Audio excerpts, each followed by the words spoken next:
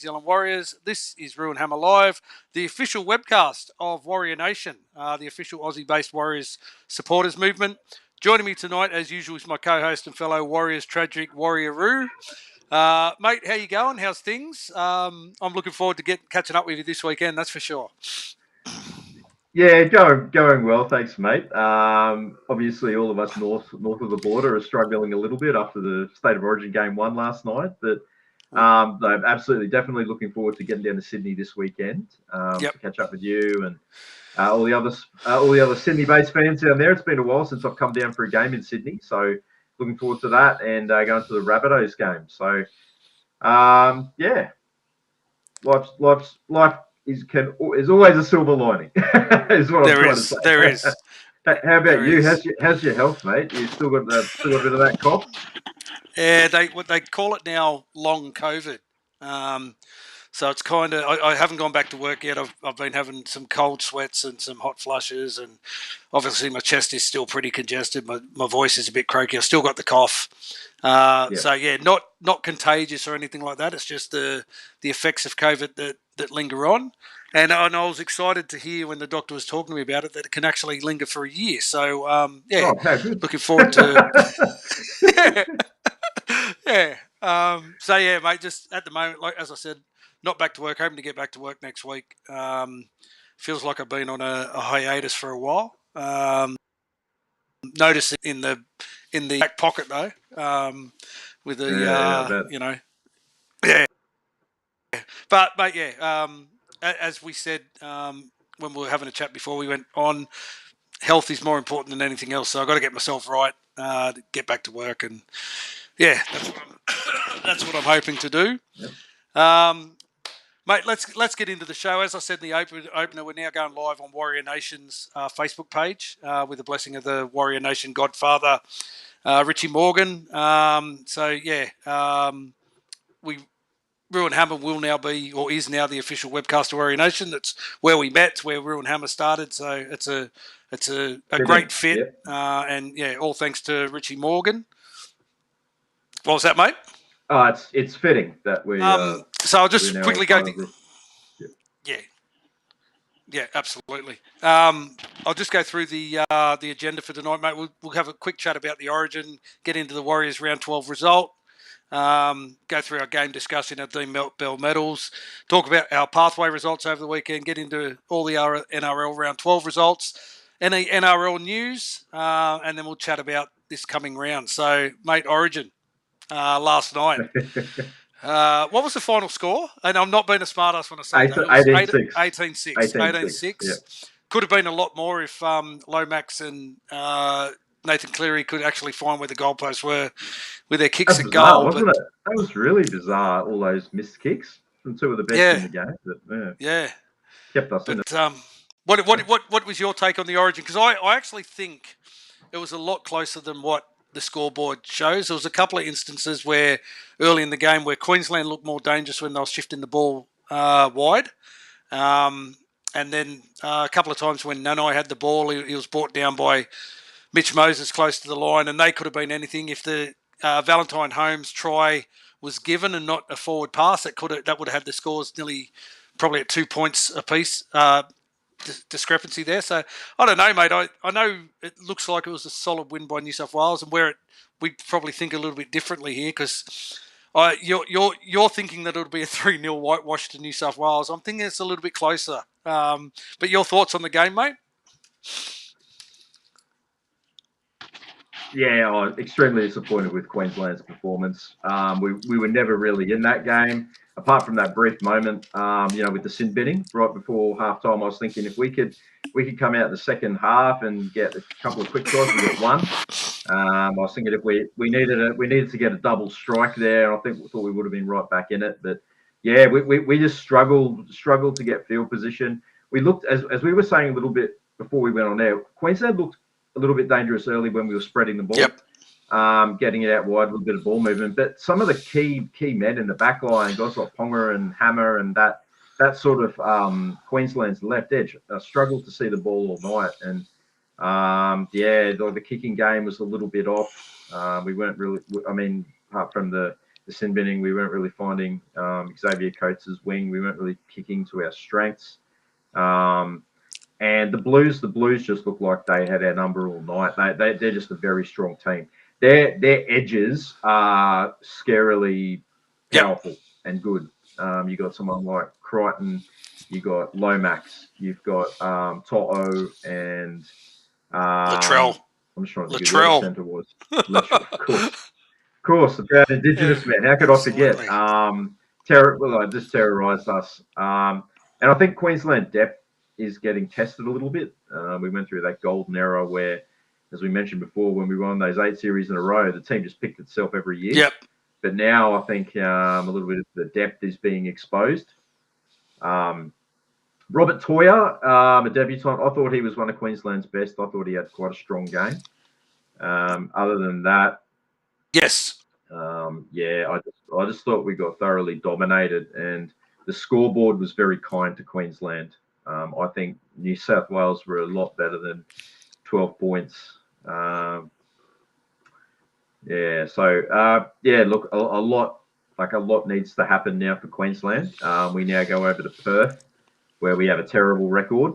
I think we're 0-3 in Perth. So if we want to keep the series alive, we've got to win over there and then win in Sydney. So, it's just made the task extra hard. But, it's the first time overall since the first time since 97, 98 that I was saying last night, it's the first time since 97, 98 that New South Wales have won back-to-back games at Suncorp Stadium. Yeah, it's interesting. I didn't realise it had been that long. Mate, that's like 25 years ago. That's what I mean. It's a long time. But I thought, I thought New South Wales were the better side, obviously. But I don't think it's all doom and gloom for Queensland. A lot of their key players weren't able to get into the game, as you said. Munster and Ponga just really not into the game. They didn't kick in attacking kick zones, so they couldn't bring guys like Xavier Coates into the game. Whereas New South Wales, they're probably their best player last night. I know they gave the award to Payne Haas, but I thought Zach Lomax was outstanding for New South Wales last night. But we'll wait and see. What is it now? 2 weeks or 3 weeks for game 2? 3 weeks. I think it's about 3 weeks. They normally do the Perth game on a Sunday as well, don't they? Yeah, they do. They like to have one game on a Sunday night. I don't know why. I've never understood that, but I think it might be. Oh, that'll be shit. Wednesday night's bad enough, but Sunday night. Oh, well, mate, speaking of shit, the Warriors suffered their first loss in 6 weeks. It was a return to home at Go Media Stadium, facing the Raiders, who are one of only 2 sides that have beaten us this year. Of course, we all remember the debacle that was Las Vegas, where the Wars just really didn't turn up and Canberra ran riot. Wasn't the same kind of game. The Warriors showed a lot more intensity in this game. A closer result, 16-10. It was one of those grinding games. It was wet. How did you see this game, mate? I just thought the Raiders just keep turning up. They're a gritty side. Ricky has got them humming. Yeah, tough, gritty, grinding side. I was worried about this game all week. I just wanted to come through. I thought if it got to the arm wrestle, we would struggle to go with them. Defensively we were great. They kept us in the game, but there were some key moments where there were some key moments that were really costly. So when Corey Horsburgh was in the sin bin, and we were on the attack, and we turned the ball over on play 1. That bad pass out to Rog that went into touch, that was crucial because the Raiders went up the other end and they put points on with a man in the sin bin. That's the first one. The second one was the brain fart on halftime by Adam Pompey with the dropout, which actually gifted them 2 points. That was Warriors of old stuff, that was, and not the good kind of Warriors of old, unfortunately. So, I mean, that just handed them 2 points, leveled up the game, 8 all, sorry. And then in the second half, when Chance was in the sin bin, they scored 8 points. So all of their points came at crucial times. They scored 6 points with a man down, and then when we were a man down, they capitalised and scored 8 points, and that was when pretty much all their points were scored. So, look, the pleasing part was we went toe to toe with a real title contender this year, because I believe the Raiders are like a genuine title contender. They've got a lot of the attributes required, I think, to win a competition. Disappointing though, and the most disappointing part of it for me was our attack. I thought our attack was like extremely one-dimensional, one out. We asked no questions of the defence on the line, and we had the ball for about the last 5 or 6 minutes, and we should have been good enough to put a try on the board. I know we came close with Murata almost sliding over there, but other than that, we did not look like scoring at all. It was just extremely frustrating. True. I was just sitting there going, no, we're not. Even when they were a man down, I was like, we're just not throwing enough at them, and we're going wide too early. Going wide too early, and Dallin's getting the ball and having to throw it back in. Even the one try we scored was a miracle put down from Roger to get the ball down. Yeah. Yeah. So that was without doubt the biggest concern for me. And I think we got slightly dominated in the forwards, although we had forwards that put up big numbers. In that second half, they started really getting on top of us through the middle, and that's where that try was scored. Yep. Even that winger, the guy that was going off at the crowd, Tamale, ran for over 200 metres or something, and he had spiders all over him. We couldn't put him down. Yeah, well, mate, and you have a guy like Joe Tarpanay returning to New Zealand. Of course, the Ruben Wiki factor. The Wiki factor. Yeah. How often does it happen where a Kiwi returns home and plays out of their skin? I thought he was quite lucky to stay on, and there was that crusher tackle he did on Chance, and then there was a shoulder charge, and I'm surprised that he hasn't been given a week. Tom Starling got a week for his hit, but yeah, I don't know. I thought Tarpanay. Yeah, I agree with you. I just think that their forwards took it to ours, and because both teams were only missing one player to Origin. Yes, we had Fisher Harris out as well, which compounded our forward play, because we started with Bunty and I think it was Murata up front. Yes, correct. So yeah, it's that 1-2 punch that we get from Fish and Barney. But yeah, mate, as you said, I thought defensively we were good, because there was times in that game where Canberra had quite a bit of ball on our line, and we showed that defensive resilience. But we just weren't good enough on that day to secure victory. And I mean, it's the one thing that it's all very well to be going on these runs of winning games and so forth, but you want to beat the teams that are going to be in the 8 at the end of the year. And so far, the 2 tests that we've had, 2 or 3 tests, 2 games against Canberra and 1 game against Melbourne, and we've lost all 3 of those.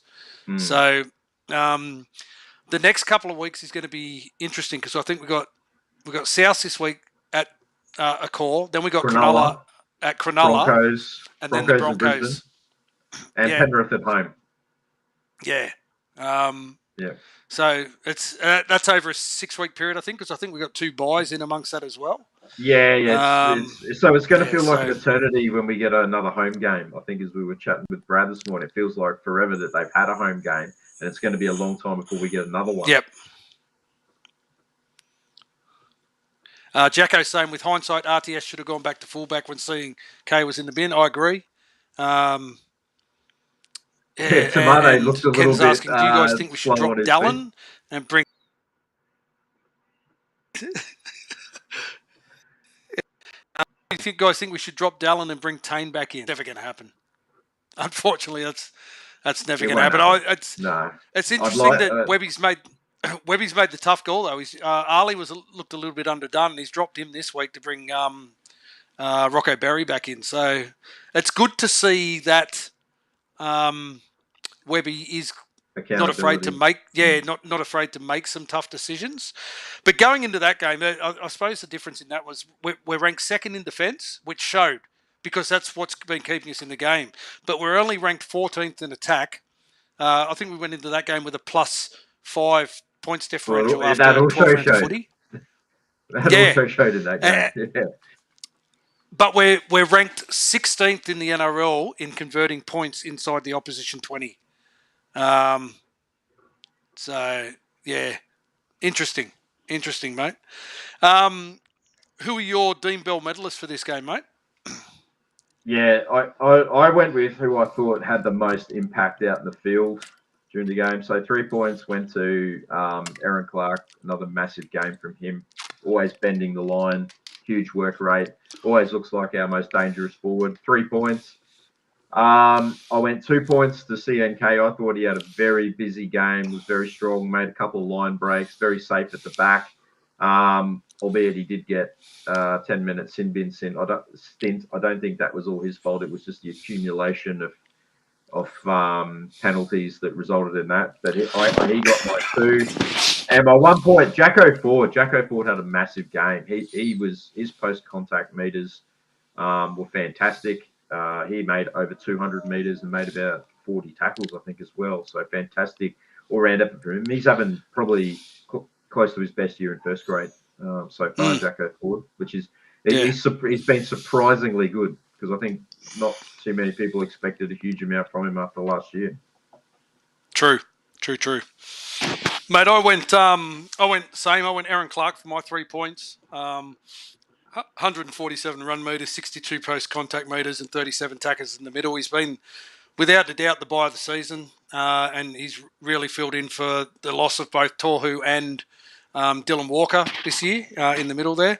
I gave my 2 points to Jacko Ford. As you said, 209 run meters, 90 post contact, 5 tackle breaks, and a massive 43 tackles with only 2 missed in the middle. And I gave 1 point to Roger. I thought Roger was quite strong, 180 run meters, 69 post contacts. He had 8 tackle breaks, a line break assist with that pass that he gave to Chance, which set up his try, and one try at the end there. So they were my points, which means Aaron Clark skipping away at the top of that list with 41 points, closely followed by Egan, Metcalf, Barnett, and Jacko Ford's made his way up into 4th place on 10 points. No real Warriors news to talk of this week, mate, is there? No, there was only the re-signing of Lecker and Jacob Laban, but I think we touched on that. We spoke of that last week. Yeah. Tanner Boyd, the both parties have taken up the option to keep him at the club for a further season, so he'll stay on past this year, which probably puts a writing on the wall for a guy like Tomato Martin. And there was just a thing in the chat before about Tane should be in the 14 by Nars Williams. I agree. I think Tane is probably a better fit in that 14 jersey than Tomato Martin. Can cover especially all we're those. Struggling with attack. We're struggling so much with attack, and he's got attacking spark. So yep, absolutely. Warriors pathways, mate. Flegg had a 40-28 win over the Bulldogs, and Cup had a 40-24 win over the Bulldogs in Cup, New South Wales Cup. Jet Cleary made his debut in New South Wales Cup, and by all reports went quite well. Although this week he has dropped back to Jersey Flegg. Just our Cup team is just going absolutely gangbusters at the moment, mate. I think they've only lost the 1 game, and I think they're playing. So. Yeah, how good is that for club depth? It's amazing. Absolutely, mate. With you down in Sydney on the weekend, depending on what we do on Saturday, we may get out to watch those boys run around. I think they're playing at Redfern on Saturday. So yeah, not sure what time, but we'll have a look at it, mate. Let's recap last week. Only the 5 games played. Thursday night, the Dolphins 44 over the Bulldogs 8. What did you make of that one? Yeah, terrible conditions. Out there at the stadium, the Bulldogs really looked like they were missing their big guns, and they struggled big time. The Dolphins had a couple of guys out as well, but they just capitalised. The score really blew out at the end, but I think the Dolphins were always in control of that. So I think they have the Dolphins have the team to sort of build on something. Yeah, I agree. Year. So I think they might be a little bit of a dark horse. Yeah, it was a good win by the Dolphins. Is it Kurt Donahue who was playing hooker, broke his nose midway through the game? Oh, far out. That was gruesome, mate. Come back on. There's a guy to watch out for in the future. He's one of those hard-headed footy players by the looks of things. I thought it was a statement win by the Dolphins. Like you said, they got the team to do something in this comp. But yeah, it was a whole round of underdog wins. A huge loss for the Doggies. puts a dent in that defensive pride. But as you said, missing a whole heap of Origin players. They now have to wait 18 days from that result before they play. They've got the bye this week, so I'm sure Serraldo will have them humming, and who knows, there could be some player movements. Reinforcements, perhaps? Which we'll chat about a little bit later on. Friday night, the Eels 30 over the Sea Eagles 10. Yep.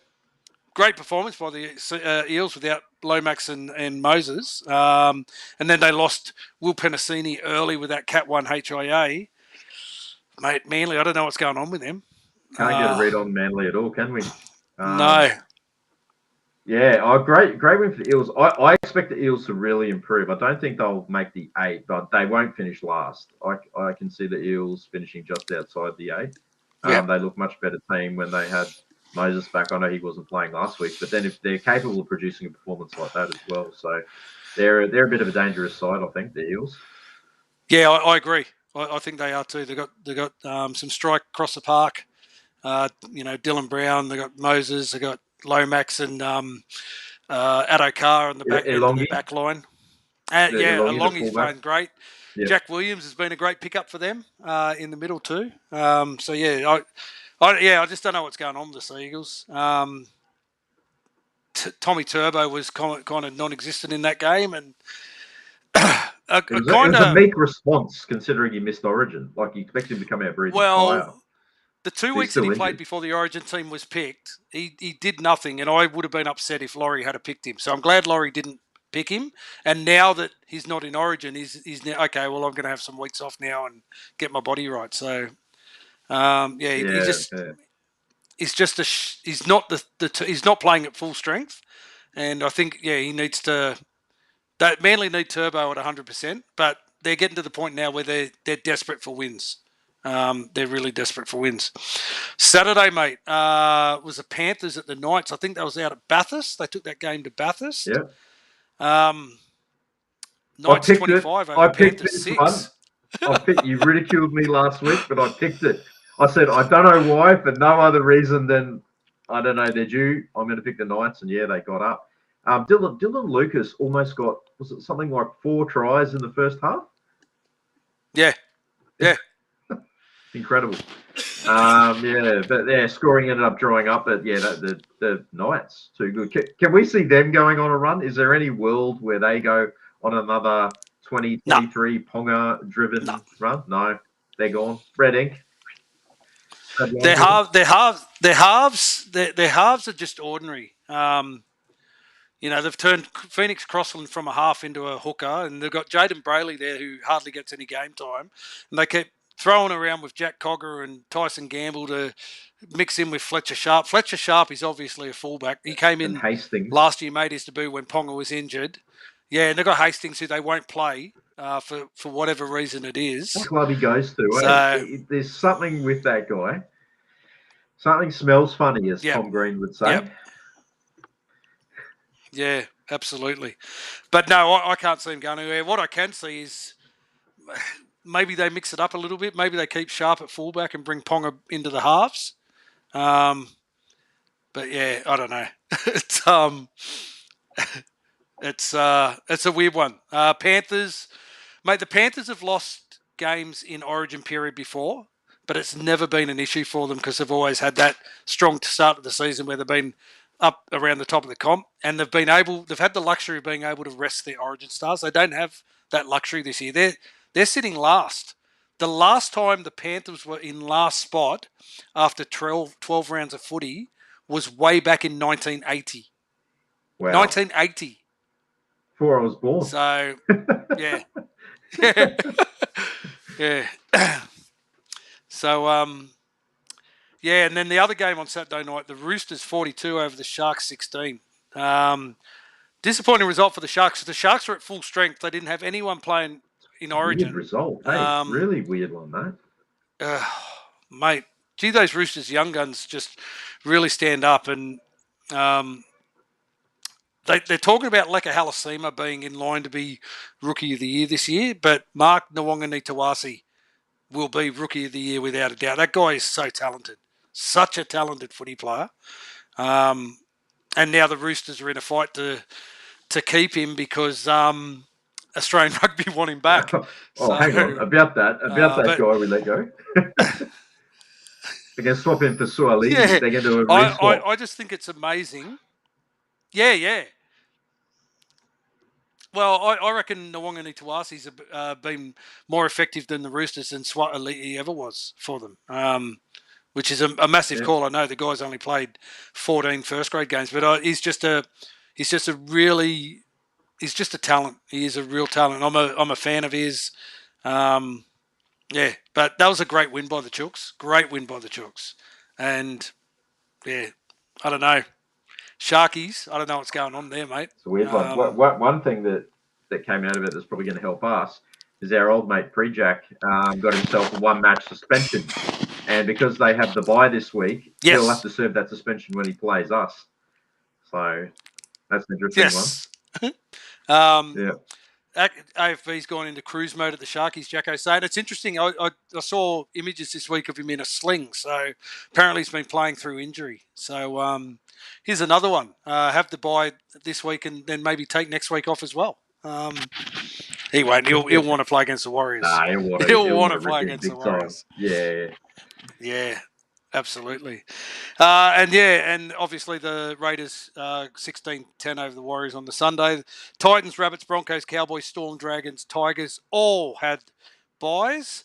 So the ladder, despite the loss, the Bulldogs remain on top of the ladder on 20 points. The Raiders move into second and the Warriors drop to third, but both teams on 18 points. 2 points clear of the Storm, who are on 16th, and that makes up the top 4. Then you got the Sharks in 5th and the Rabbits in 6th, both teams on 14 points. Cowboys in 7th on 13 points. The Broncos round out the top 8 on 4 and against only on 12 points. Then we got the Sea Eagles, Dragons, Roosters, and Tigers also all on 12 points, followed by the Dolphins, Knights, Eels, and Titans on 10 points. And the Penny Panthers last on the ladder on 9 competition points. Wow. So before we get into this week's round, mate, some NRL talking points. Looks like the Lockie Galvin saga has finally come to an end, or one part of it has. Agreeing to terms for the Bulldogs. Michael Shamus gave it to Gus Gould on 100% footy. That was great viewing. I enjoyed that. I really enjoyed that. That's the first time I've ever seen someone really get stuck into Gus and really hold him to account. I thought Chamas held his own. I'm usually not a big fan of Michael Chamas, but I thought he did a great job there, and really I thought he dragged him over the coals. Dragged him over the coals. And I wish he had done his homework. Yeah. Oh yeah, I wish he had done a little bit more homework, because Gus Gould kept saying, "I've never met Lockie Galvin," but if you go back to an interview at the end of last year, he talks about when he first met Galvin, he was surprised at how big he is and how solid he is. So, but he's never met him. He's never met him, guys. Nah. It's fake news. Gus is a fuckwit. Except in 2021, where he was setting up our pathways. But yeah. There's now talk that Sexton's on the outer. He's looking to get out. That he may end up back at the Titans. Reid Marnie's been told he can look for other clubs. Bulldogs leading the comp. They've been humming quite nicely. They're obviously everyone's bought into what Serrato's doing. They now bring in Galvin. This has the potential to actually upset that apple cart, doesn't it? Derail. I can feel a big derailment, a la Jared Hayne arriving at the Titans. Remember, and he completely ruined their season when he turned up. Whichever way you look at it, the Galvin thing has just been a massive disruption. It's probably going to ruin the Tigers. It was going to ruin the Tigers season, and it could possibly ruin the Bulldogs season. It's just something you don't really need if you're on top of the competition and you're playing as well as the Bulldogs are. Take out last week's result. Is it really worth all the stuff that's going to come with it? And then this whole media storm with Gus involved, and Gus just Gus must just think that we're idiots. Like the way that he's talking and everything. Sorry, I'm just being asked. You're right, mate. Yeah, there you go. Like the way that he talks to I've never done it. Like he talks like so matter of fact that Yeah, like I really do think so. And then they've been doing so well with old Sexy Sexton there at halfback, and then all of a sudden, like I think he's complete within his right to go. Oh, well, stuff it. I'm going. Like Gus Gould gave that really confusing response, like, "Oh, Toby's on a journey of development." Did you hear how he kept saying that about him? Yes. When they hadn't re-signed him yet, he's on a journey of development. But this kid's been in the NRL for about 4 or 5 years now. Is really confusing stuff. And if I was him, I'd say, yep, see you later. They obviously don't have faith in him, and they could very well have been just holding out for this whole Galvin thing. But it all stinks. Like Isaac Moses is involved, and it all just seems extremely dodgy. And I really do think this could be a massive disruption that the Bulldogs didn't need. He's a 6, not a 7 too. So it's going to be interesting how they partner him with Burton in the halves. I agree with Jacko. Has there ever been so much hype or BS over a 19-year-old player who has done nothing in the grand scheme of things except have big raps on him? He dropped in his last game for the Tigers. He dropped the ball over the line trying to score the winning try. I think it's a no-win situation for Galvin too, because if he goes there and the Bulldogs start dropping form and they lose some games and they drop out of that title race, then he's going to get the blame of that from the fans. Yeah. The other interesting thing going to the Bulldogs is obviously Jerome Luai and him don't have a relationship anymore. And Jerome Luai's best mates are Stephen Crichton and Brian To'o, who are both at the Bulldogs, who Galvin's going to play with. It has the potential. Like I said, this is only the first part of the Lachlan Galvin saga. One part, season 1's done, and we're getting into season 2 of the mini series. Yeah. Oh, it's compelling viewing, isn't it? I really feel sorry for the Tigers and the Tigers supporters. We've both got mates that are Tigers fans, and it's just terrible how that's really just ruined their season. Still time to say 100%. That, but it's just they were going so well before it. Yeah, I agree. Mal Meninga, mate, been announced that looks like he's going to get that Perth Bears gig. The NRL kind of days away from announcing that. The stipulation is that if he does get the gig, he has to step down from the Australian coaching job because they want him to put all his focus into building and developing this Perth Bears franchise, which I think is fair. Yeah, agreed. Yeah. Who takes on the Australian job, mate? Because the Aussies at the end of this year are actually doing a tour of England. So going back to an old-fashioned Ashes tour. The old school Ashes tour. Yeah, I used to love that when they play like midweek games against all the sides over there. That used to be awesome. Look, you probably got to look at a coach that currently doesn't have a gig, and then so if Mal Meninga is going to take the Bears gig, then the other guy that was heavily mentioned in Brad Arthur might come into it. Nah. You don't reckon? Kevy. You reckon Kevy Walters was going to be my next suggestion? Yeah, I think Kevy's probably the top of the list, but I reckon I'd actually go for someone outside of that, and I'd actually sound out Cameron Smith and see if he's in. Because it's not like NRL coaching. It's not like, 11 months. Yeah, of the game, it's not like 11 months. You get the best players in, and it's just man managing. Because let's not take away from the fact that Mal Meninga was an awful club coach. 50% record or something at Canberra, and he had a gun team. Yeah. Yep, he was awful at Canberra. He was gifted that Origin team at Queensland, and I mean that, as you said, that team picked itself. And it's not hard. You and I could coach the Origin teams because you've got the best players. What are you? It's not like you're coaching them. Yeah. You're not coaching them. They said you may come up with game plans and what have you. Were doing it all. Like they were saying, his assistants were doing it. Like Siebes, they reckon Siebes was half coaching that team when he was in the mix back then. And they said Mal would just come in at the last minute and go, "Okay, boys, let's go out there and do it." He just give them that little pep talk, like he did famously when he got busted by Channel 9, when he was like swearing and everything, and in that huddle. Yeah. That's right. Yeah, I'd sound out a guy like Cameron Smith. Not that I care, because I don't give a shit about the Australian footy team. But it's going to be an interesting one. And it'll be interesting to see, because the other talk is that if Mal gets the job, Sam Burgess is going to be his understudy, and it's going to be a similar thing to the Wayne Bennett Christian Wolf agreement, where Mal sets it up, coaches it for 2 years, and then the succession plan is that Sammy Burgess takes over. So, so Mal was an awful coach, so he gets a job to coach a new friend. Exactly, because everyone's forgotten about Mal's tenure at Canberra because it was so long ago that since then he's been Queensland and Australian coach. Career. Like his politics. That's right.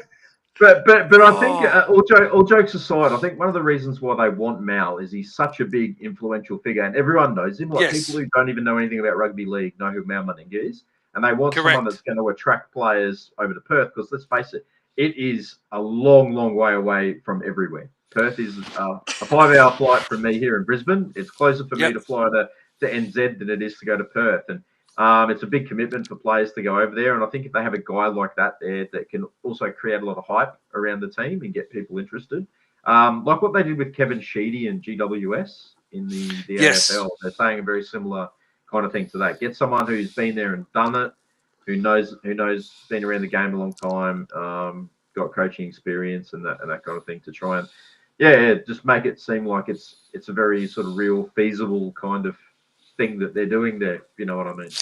I can't wait to see the. I know we're 2 years away from it, 2027 when it happens, but I can't wait to see how they're going to work this into a game schedule, with games in Perth. What time game that would be for the East Coast TV type stuff. Not only that, mate, how are they going to put a 9th game into the round? Because we've already got Super Saturday. 2 games Friday. Super Saturday it will be. So they will do. They'll do the 4th game on Saturday. So that will kick off after. So the 7:30 game finishes at around 9:30. So they'll have the Perth game following straight on from that. And I think that was the big draw card for old Peter V'landys. He wanted that Super Saturday. It's the extra time zone. And then they could also do like 3 games on a Friday night as well. So they could have that kicking off straight after. What happens when they're not playing in Perth? That's the other thing. Yeah. So you can't have a game kicking off at 9:30, 10 p.m. anywhere else. So I don't know. Maybe they have to bring back the Sunday 6:15 game.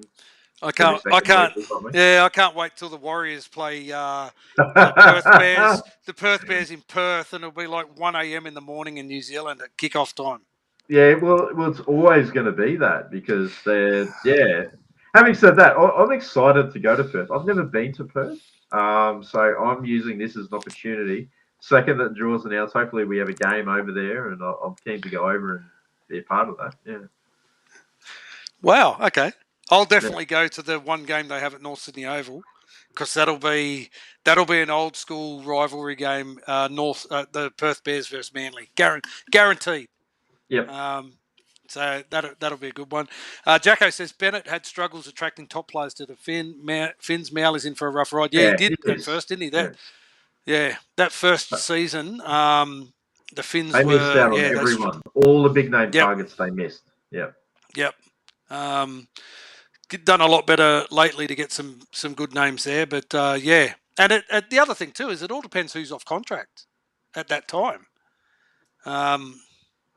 And if you have guys coming off contract at the end of this year that sign for the Perth Bears, then there's going to be a 12-month period where they're going to have to find a contract somewhere else. A lot of guys will do 12-month stints at clubs, which is not ideal. Yeah. It reminds me of Super League. Remember roundabout Super League where it got blocked in 96, so all these players had to go find different clubs to play for in 96, and then went to their Super League clubs in 97. Or like what Sean Hoppy did before the Warriors came in. When he played that one season at North Sydney, when the Raiders punted him. So that's true. Yeah, that's true. Did too. Yeah. All right, mate. Moving on. Warriors round 13 game. We're playing the Rabbits at Accor Stadium. Before we get into the game, I have to let everybody know that the great man himself, Richie Morgan, has secured a pre-game fan meetup at the locker room, kicking off at 12 p.m. on Sunday afternoon. So yeah, if you're a Warriors fan, you're heading to the game, get along to the locker room. Going to be a great event. We were hoping to do the player meet and greet afterwards, but scheduling isn't allowing that. So it's purely just a fan pre-game meetup organised by Richie Morgan. And if you get on the Warrior Nation page and you have a look at all the events, Richie's organising different events for all the games here in Australia. He's got another one booked in for the Cronulla game the following week. He's looking for people for the Knights game, letting people know about the Manly game. So yeah, make sure you have a look on the Warrior Nation events page for all that kind of stuff. But you're coming down this weekend, mate, for this Rabbitohs game. When was the last game you saw in Sydney? Was it the round one? Round one, Titans? 21. Round 1, 2021 Titans, at okay. Central Coast Stadium. That was the last time I went down for it. No, sorry. St. George. St. George. We went to Cogra that afternoon. Yeah, that was the same year. So that was like around 5 or 6, 2021. Yep. Who made the debut that game? Do you remember? Debut. I don't know who made their debut. It was Rogers' 100th game for the Warriors. I'm pretty sure Paul Turner made his debut that game. Oh, I don't know if that was his debut because he played in 2020. He played that one game in 2020. But yeah, I remember he did play that game, scored a try, and then was all of a sudden a bit too good for us and left. And don't know where he is now. But that was a really good win that day.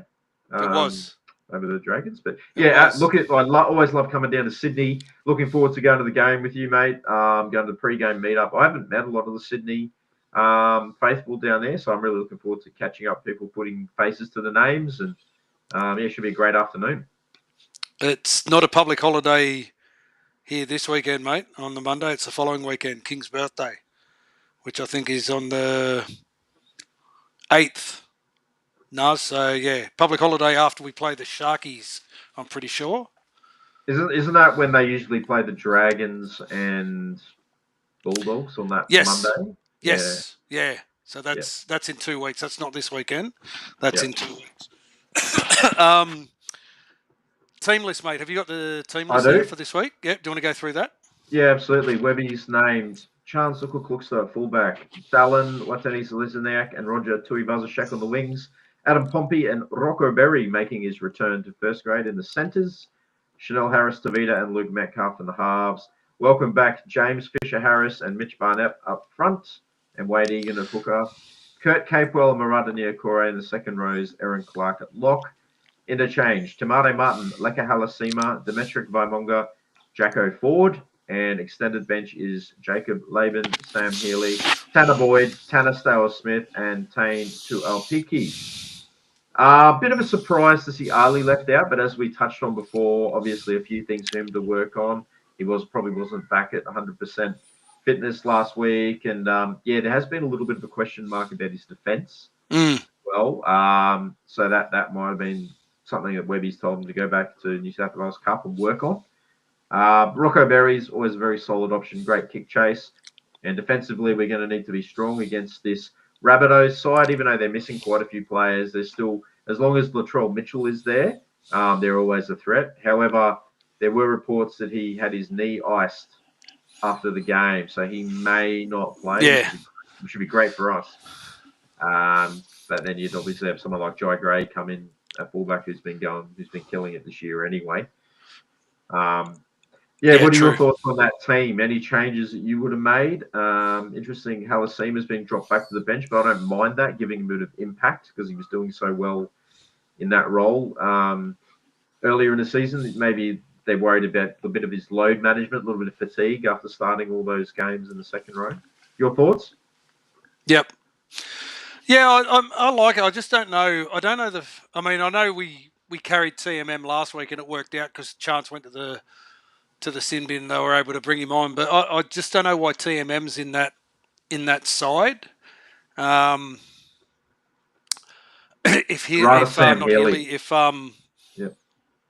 rather Sam Healy there, or I'd rather Tane Tu'alpiki.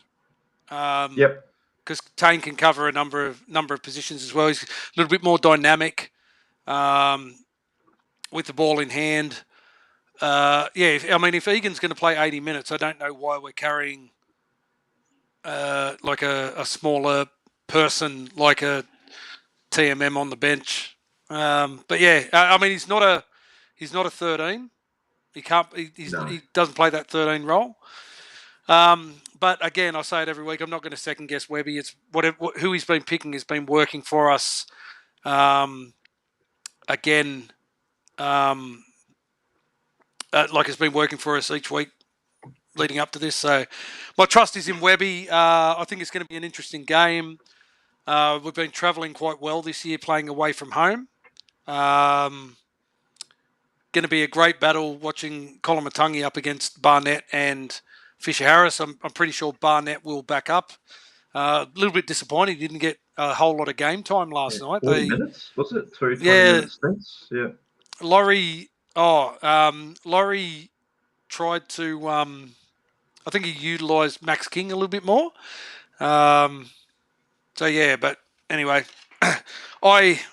looking forward to seeing Fisher Harris. I hope Fisher Harris has his head on straight this game. Yep. Can't afford to have him as a leader doing those stupid things he was doing in the other week. No. I'm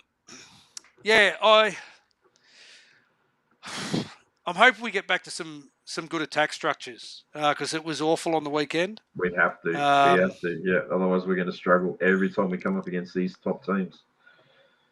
Yeah. I think we'll win, though. I'm pretty sure we'll win. And I don't think... I'm hoping it'll be like the game I went to last year when we beat them by 30. Oh, that'd be nice. That'd be nice for a change. I think it's going to be a lot closer than that. I also think we'll win, but I think we'll win by 8. Yeah. Yeah, okay. Jamie Humphries has a really good kicking game, so we have to be really on to him as well. And we're getting him at a good time too because they've still got some injuries. Yep. The Rabbits, like Latrell's under an injury cloud. There's no Cameron Murray. There's no Cody Walker. There's no Tyrone Munro. They've got Bailey Bentley Harpy out on the wing there. So yeah, we should be able to get a victory. I'm hoping by 30. I'm going to say 10. I reckon we get them by 10.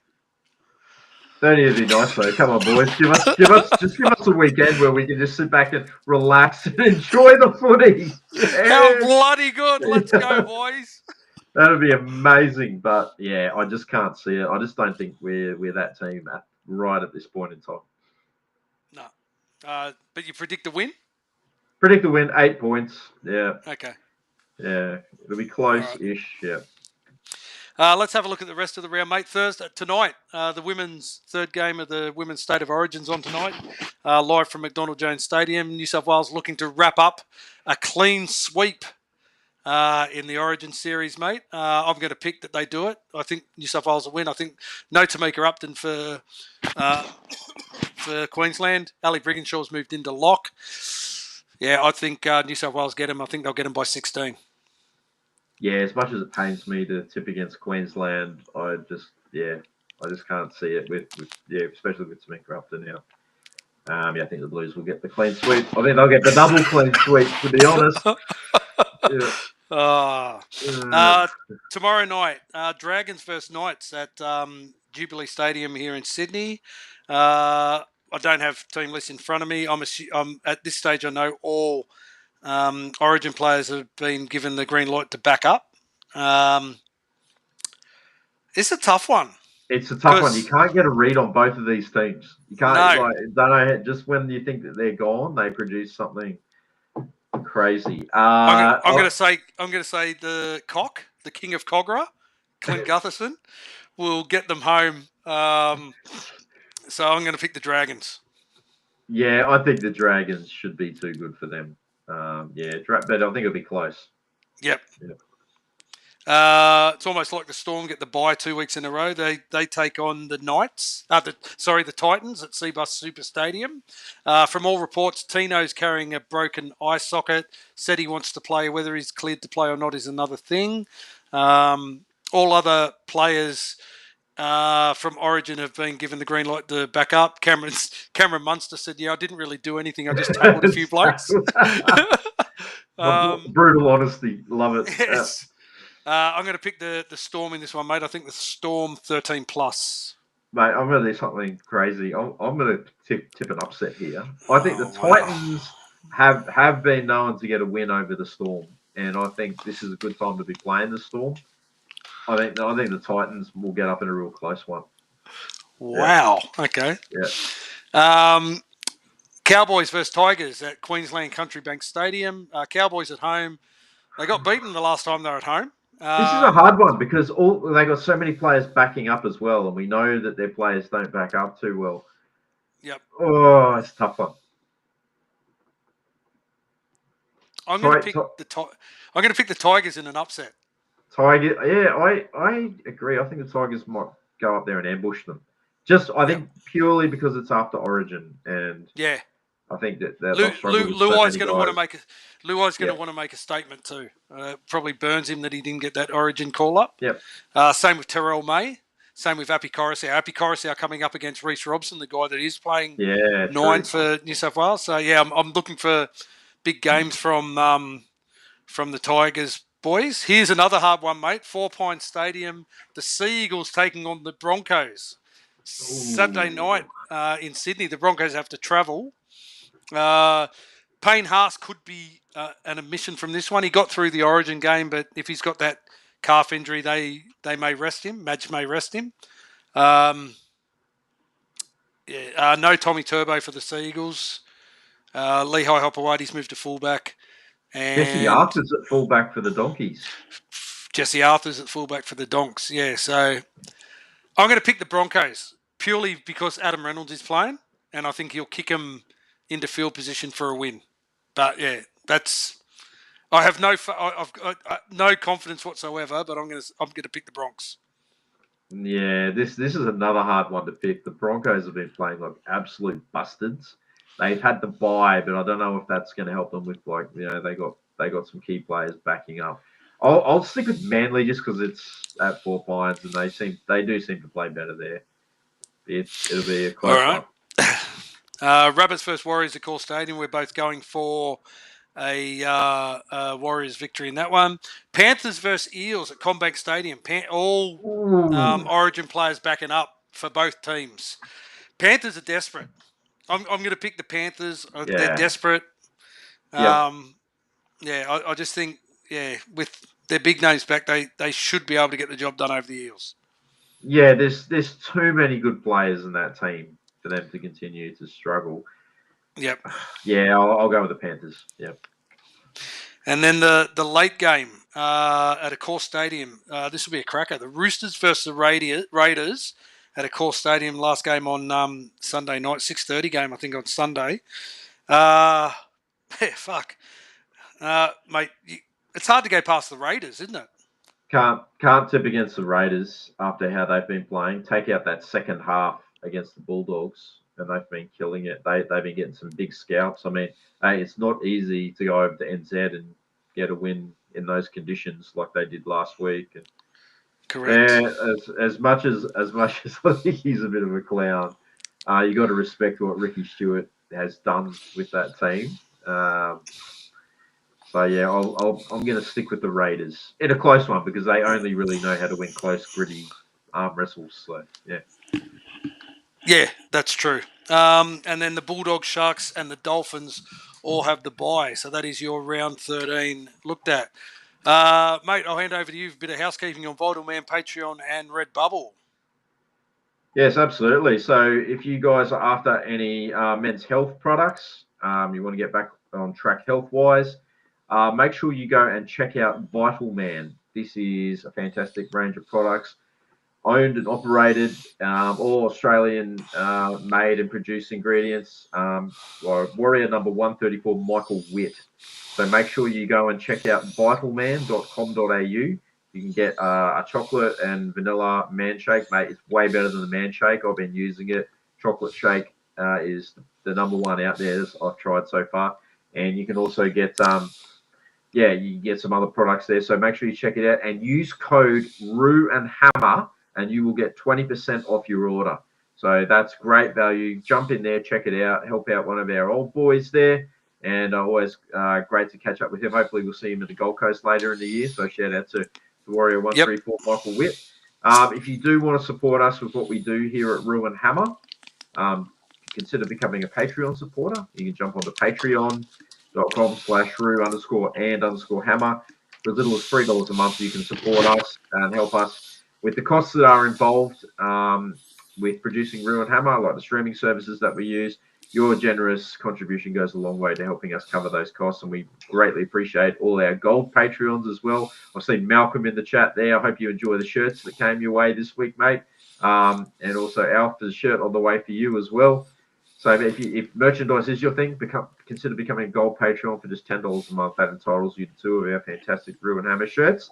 And speaking of which, if you just want to grab some merchandise for yourself, jump onto the Redbubble store. Make sure you go to Redbubble people/Rue-and-Hammer/shop and go on there and check out some of the great designs that we have on there, celebrating players, celebrating Warriors past and present, and some great other Warriors-related prints. So you want to stand out in the crowd, get yourself some Rue and Hammer merchandise. There's always great specials going on at Redbubble as well. I think you can get 20% off your order at the moment as well. So jump on there and check it out. And we greatly appreciate all you guys who have supported us in that way. Absolutely. That wraps up this week's show. We'll be back next week on Wednesday night, our regular time slot on Wednesday night, to review this weekend's game against the Rabbits. We'll talk all things about the Warrior Nation pre-game meetup. Don't forget, if you are heading to the game on Sunday, 12 o'clock at the Locker Room, which is the pub directly opposite from the Accor Stadium. Got an event organised by Richie Morgan, private room set up, Warrior Nation get together, and then we'll do the march across to Accor Stadium, which is something that Richie's really starting to get going now, isn't it? It's the marches to the game. So looking forward to be part of that on Sunday. And if you do come along on Sunday, make sure you come up to Rob and I. We'll be there at the event. Come and say hello. We always love to see the people that and speak to the people that support us.